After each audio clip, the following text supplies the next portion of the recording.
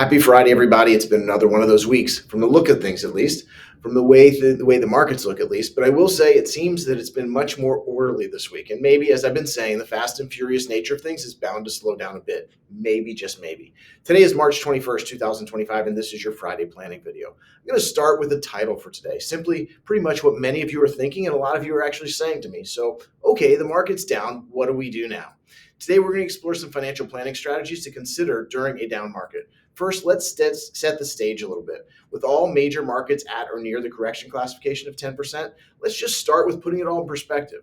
These pullbacks can feel unsettling, but they're not unusual. In fact, they're part of the rhythm of investing. Since World War II, the S&P 500 has had a correction of 10% or more nearly every year. We just tend to forget about them when the market's been up for a while. Even deeper declines, what we call bear markets, 20% or more, happen roughly every 5 or 6 years on average. But here's the key. The market has always recovered. The U.S. markets going into this one is batting 1,000. It recovered after the dot-com bubble, after 9/11, after the global financial crisis in 2008, and after the COVID crash in 2020. And that's just recent history. Each time things felt uncertain, and each time investors who stayed disciplined were rewarded. The past is no guarantee, but it is important to know and to pay attention to. This correction, it came over 344 trading days after the last one. That's a long stretch. So if this feels like that rip your face off correction that we've been talking about, that's the recency bias that I keep telling you about. So first of all, this is normal. I'll tell you, speaking of normal, the latest buzz is about recession. Another normal thing. Recession is as normal in the economy as sun rising in the east and setting in the west. And 10% corrections, all normal. Do they feel good? No, they don't. The last recession we had here in the United States was officially the recession we had in early 2020 with COVID. And that was just a blip. And some like to discount it. So if you do, the last major recession was 2007 to 2009, the Great Recession, and really has been known as GFC, or the Great Financial Crisis. So let's start there. This is a normal part of investing and a normal part of our economic cycle. It may feel like a surprise, but it's really more like a detour on the highway. It can be inconvenient, but it's no reason to cancel the trip. Let's build on this discussion. Here are some further approaches to help navigate market downturns effectively. No matter how normal this is, it is a change from the recent action of the markets. You'll recall that as we have been staring at all-time highs in the face, this has been the fifth fastest move from all-time highs to correction in history. We've been doing what I've been talking about, risk audits, to get an idea if you have the risk you think you have and that you wish you have. When you see stocks fall at this rate, it wakes you up. In case you've not done that audit with me yet, it's not too late. I recently heard from one of my sons that change brings opportunity, and opportunity can bring growth. And while I know he didn't make that up, I'd like to use that today. The changes we've seen in the markets, we've uncovered some opportunities that do some planning that we should at least discuss. So what do we do now? Well, if you have a plan in place and your goals haven't changed, the answer is likely stay the course. We build portfolios with moments like this in mind. We diversify, we allocate risk appropriately, and we plan for uncertainty. The market dropping is not a reason to tear up that plan. It's a reason to trust that plan. If your long-term goals haven't changed, retirement, legacy planning, income needs, then the market's short-term moves probably haven't changed your strategy either.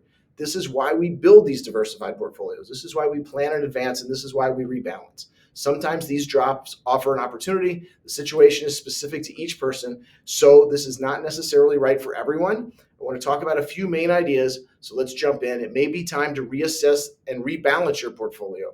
Regularly reviewing and adjusting your asset allocation ensures it aligns with your risk tolerance and long-term goals. Market fluctuations can cause your portfolios to drift from its intended allocation, so rebalancing can help maintain your desired risk level. Let's look into maintaining or increasing your contributions. Continuing to invest during market downturns does allow you to purchase assets at lower prices, potentially enhancing long-term returns. This approach, known as dollar cost averaging, can reduce the impact of volatility over time. Dollar cost averaging and the math on how it works may be the topic for an upcoming special video, so watch for that. If you have not already done so, it may be time to build an emergency fund. Establishing a cash reserve provides financial stability during uncertain times, reducing the need to liquidate investments at unfavorable prices. This is the main reason that so many of you should be able to sleep well. This is one of the pillars of the planning that we do. This answers the question of why these markets don't drive me crazy. First answer to that is that after 31 years, if they did, I'd be long gone already. But more importantly, the real reason we rarely have issues in these markets are the planning we do for cash flow needs. You'll always hear me ask you, if you think you need money in the next 6 to 12 months, This is so that if you do have those needs, we already have the cash. So we're not forced to sell into a down market. This is also as good of a time as any to look into and reduce high interest debt. Pay down your debts, especially those with high interest rates. It can improve your financial position and reduce stress during economic downturns. It's a good exercise anytime, but now it's a good wake up to do so now. Two more final things in today's list before we wrap up. First of all, tax loss harvesting. This can be very effective in times like this. As you know, I don't give tax advice, but with your tax advisor's assistance, we may have some opportunities to use the pullback in the markets to help with the capital gains and losses that you may have. And finally, I read a lot and often come across a book or a story. When the tide changes and the beach shifts, I know you've seen these, sometimes things get uncovered, a shipwreck, a treasure, or something like that. The shoreline is shifting. With a 10% market correction, there are individual names that are down much more than that. It's a great time to see if these things that have been uncovered are in fact treasures. And it may be time to take advantage of those opportunities. It's certainly time to talk about it. In conclusion, while market downturns may be challenging, they also present opportunities to strengthen your financial plan. By implementing these strategies, you can navigate economic uncertainties with greater confidence. Please consult with me to tailor these approaches to your specific circumstances. Thanks for watching today. Please share this with anyone who you think can gain something from it. Next week, I'm going to talk about some specific actions that may be appropriate for down markets. Just to tease you, think Roth conversions and inherited IRA distributions, just to name a few. And no, these are not for everyone. For now, enjoy the weekend, and we'll see you next week.